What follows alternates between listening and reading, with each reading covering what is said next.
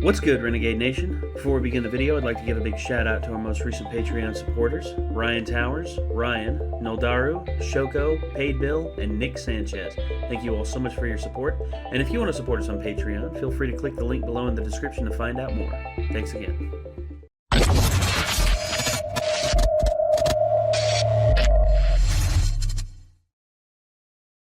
Okay, before we begin, I want to make one thing absolutely clear. I do not have a problem with furries. I do not. If people want to dress up in anthropomorphic animal outfits and go around and do all sorts of crazy shit, that's on them. But they shouldn't act surprised when the world, when people tell them, no, you aren't allowed to be, you aren't allowed to party here anymore, and it's because you destroy shit and break shit all because of degeneracy. And I know that that's not all the furries, but we're only complaining about the degens from upcountry. Yeah, the degenerates from elsewhere. Not gonna name names. The only problem I have with furries is when they get it to the point where, like I've seen on Twitter recently, some people have shared that they're actually people who are advocating to be allowed to have sex with real animals. Yikes. That I am worried about. That's not cool. Look, that's a big old yikes. Okay, if you can get the animal to consent, but I don't think. Not a legitimate I thing. think the language barrier might be a problem. Mm-hmm. I mean, yeah, Yipes. It's almost. I'm not going to compare them to another group. I'm not. But if you're just like dressing up in a suit and having fun with your friends, that's fine. You go on like LARPing quests or shit like that. I don't care. Dress up all day and and just have a good old time. But like I would LARP, like I would dress up as a wizard and yell fireball at some people. Like so, I can't really judge people for dressing up as a wolf and barking at somebody. Like, yeah. Yeah, I don't know. I've had my run-ins with furries at conventions. There was one who would not leave me alone. Not gonna name who he is, but my blue friend out there, he kept begging me to like send him videos of him doing stuff on the green screen that we had there and anything. He's like, can you send me this stuff on the green screen, please? Because I really want it. It's like, dude, it's like $1 for me to send it to you through email, and I've done like 4 videos of you that you said you wanted to do just for fun, and now you're begging me to send them to you. It's just like, you didn't pay, man. You haven't paid a penny. That's not how the business model works. Like $4. Yeah. Well, I was, and he was just like, oh, come on, man. It was just for fun. Can't you just send it to me? It's like, that's not how the business model works. That's not how it works, man. I mean, and look, yeah, I get it. The best things in life are free, but I'm not the best. I'm not even great. Hell, I barely consider myself good enough to get this stuff to be passable. Slightly above average. Yeah, exactly. I mean, if I were the best and I would just like giving it away for free, absolutely. Heck, I do free events. I go to this public library where a bunch of kids come in there and they dress up and they do have their own little Comic-Con and everything. But that's kids, dude. That's like 5 to 7-year-olds, and like the oldest I see is like 11 or 12-year-olds, and they're in there like dressed up and having fun and talking about comic books and being nerds. And if I can put them in like an imaginary world where they can literally just be like, oh my gosh, Mom, look at me, I'm actually in the world of Fallout, or look at me, I'm actually flying in through the air. Yeah, if I can do stuff like that and ignite their imagination all day, every day, man, because I like doing that. But just because one dude is just like, hey, you know me, we've seen each other at other conventions, can I get free shit from you? It's like, no. Dude, I don't even know you. I mean, the only thing that, alright, enough of complaining about that, because I'm pretty sure he's going to figure out who I'm talking about and who he is and everything. But, Do you think he's watching this right now? Well, if he does, maybe. Bring $4 next time. Yeah. Oh, wait. Hold on.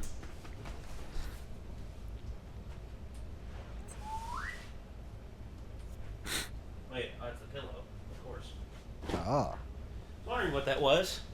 Sorry, this camera gets a little bit too wide of an angle. I mean, it has to get my big ass on here, so it has to be a wide angle. So, yeah, all that.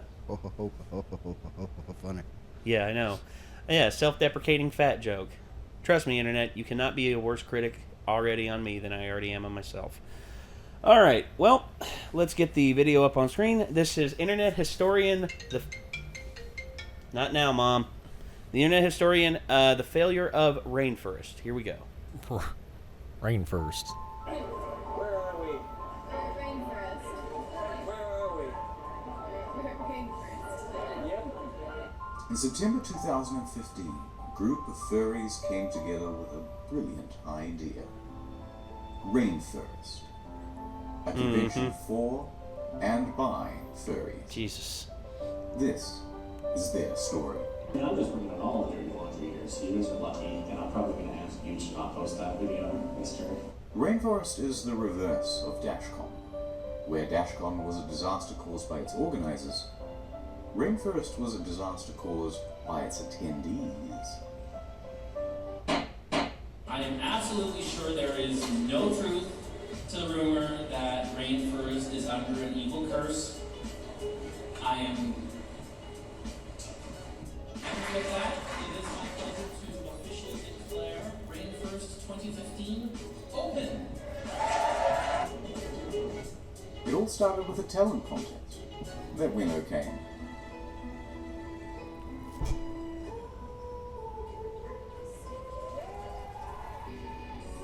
Oh.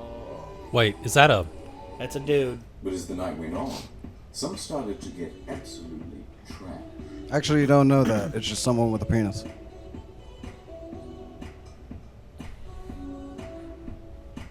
Oh, dear God. That's a lot of liquor. It's a lot of booze. A few hours later, the destruction had begun. Somebody had deliberately loosened the bolt on one of these toilets, so that when the next person flushed, water flooded everywhere, 2.5 inches deep. An emergency plumber was quickly on the scene, but the damage was already done. Water had leaked through the floor and onto the basement servers below. Meanwhile, staff and security are threatening to throw out some of the guests. They had disabled the fire alarm so they could hotbox their room. Obviously, there are I gotta reasons admit, not that to looks do kind of badass. Down at the hot tub, someone took all of these towels and threw them into the spa, but not before rolling up towels and stuffing them directly into the pump, causing thousands of dollars in damage. What do you want to bet there was just one asshole there doing all this stuff by himself? Maybe. I don't know. And they stepped it up a notch from DashCon, from going number 1 in the ball pit to going number 2 in the swimming pool. Aw. Oh, Pool's no. closed. Pool's closed. Pool's closed. Yep. Someone had drilled a glory hole into one of the stores. Nice meme. Yeah. Nice This wasn't meme. confirmed. But what was confirmed was a haul of over 2,000 nitrous oxide canisters just laying around in rooms and hallways. But that was just Why? the start of the drug problem. First, a couple of guys overindulge in mushrooms and need an ambulance. Then a staff member gets arrested for sexual assault. Then someone else is arrested for a regular assault. A few others drank too much and needed a second ambulance. And on the other side of the car park, 2 more people are being So I doubt the same one guy got arrested twice, so maybe it wasn't just one guy. Drugs was the major problem. Meanwhile, you have these guys roaming the halls. Oh. They call it crinkling, after the noise it makes when they walk around. And yes, some of these diapers are full. The other guests weren't too pleased. Later on, they're just throwing food and diapers in the gardens and stairwells. They were behaving like animals. One thing that's important for you guys, I get it. you guys will be moving back to the hotel. You know the elevator buttons? You really don't have to use your foot. Just thumb. A few hours later. Put your pants on and stop breaking shit! But that wasn't the end of it. There was an incident with diapers in town on people's cars. The hotel was left in ruins. Yikes. About 6 weeks later. The Hilton submitted a letter listing all of the reasons RainFurrest would not be allowed. Degeneracy C above. Hotel damage was more than all of the other cons combined that year. Wow. But it wasn't just the damages. RainFurrest was insured and had over 150 grand in the bank to pay for it all. RainFurrest was just so toxic that they said, no thank you, take your money elsewhere. But that left them with a rather large problem, because big hotel chains talk. Hilton talks to Sheraton, talks to Marriott, talks to Holiday Inn, talks to Hyatt, talks to Best Western. But there's more. Someone was sending detailed letters to nearby venues, warning them why they shouldn't host the next RainFurrest. Soon, there isn't one hotel in Seattle that has a convention center willing to host them. No other hotel this side of the state wanted to take us. From Seattle to Bellingham. What's interesting is that the organizers knew who was sending the letters. The things that were talked about in that letter, and you're pretty much the only person who could have known that. In my heart of hearts, I know who it is. It means more than opportunity around, and it pisses me off. In case you missed that, what he's saying is, whoever sent the letters was the same person who was putting diapers on these cars. Running low on options, they started to look further outside of the city. They managed to find a venue in Spokane that was willing to give them a shot. But by February, none of that mattered. The diaper-wearing saboteur had sent out another letter in Spokane. Every day they stray further from God. Was cancelled. Aww. And that's the story of RainFurrest. So far. Unlike DashCon, RainFurrest is coming back, and RainFurrest 2017 promises to be bigger and better than ever. March 2017, they're bringing it back! They're bringing it back! Yes! Oh, so many memories! So many memories! Wow. Oops, never mind. As I was editing this, this happened. So it's cancelled forever. Bye! So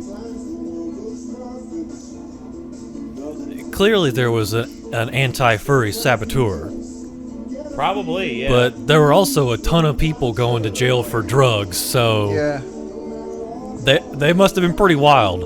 Oh yeah. More than just one. Yeah. Oh god.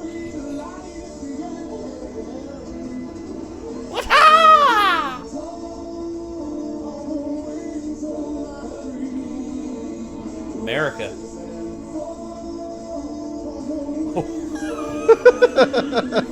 Disturbing.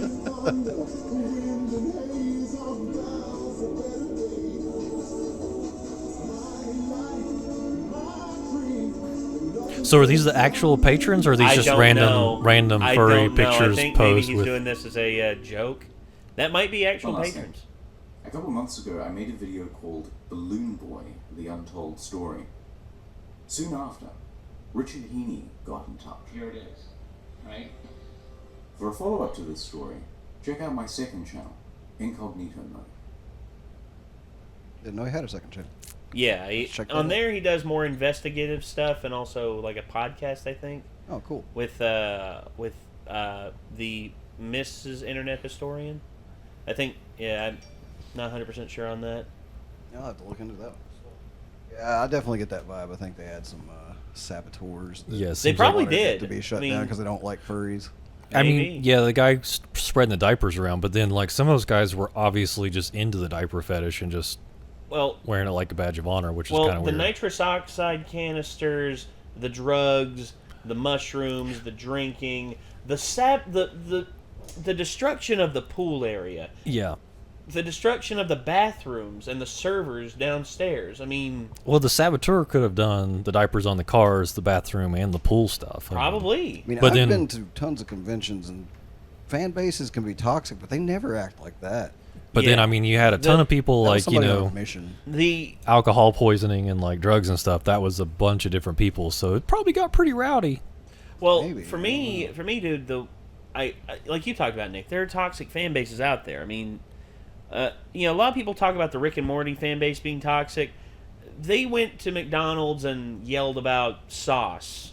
Like, that's the most extreme I ever saw. There weren't deaths or, like McDonald's closing down because of that. No, people went in there for the joke and then they left. Yeah, and they get on Facebook and joke with people because they're like, to be fair, you have to be really smart to understand Rick and Morty and stuff like that. Well, I'm sorry, but if I'm working at McDonald's and you're coming in yelling at me about, this like discontinued like teriyaki sauce, like they don't. I mean, it's like McDonald's doesn't pay well enough for you to put up with that kind of crap. No, it's like whereas actual like online fan bases like Rick and Morty, they're not that toxic. Whereas the most toxic fan base I've ever ran into is like the Uber Undertale fan base, who, if you don't read their cross fiction of them getting with Sans and don't like it, you're literally the devil incarnate. And they will go and try and do like scorched earth on all of your accounts to make sure that that you're a bad person for not liking their I couldn't tell you the cross-fiction. most toxic fan base, but I could tell you quite a few toxic fan bases that I've seen. Attack on Titan.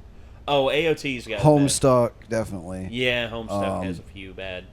Let's see. Steven Universe, absolutely. Oh, God. Yeah, I've ran into a few of them.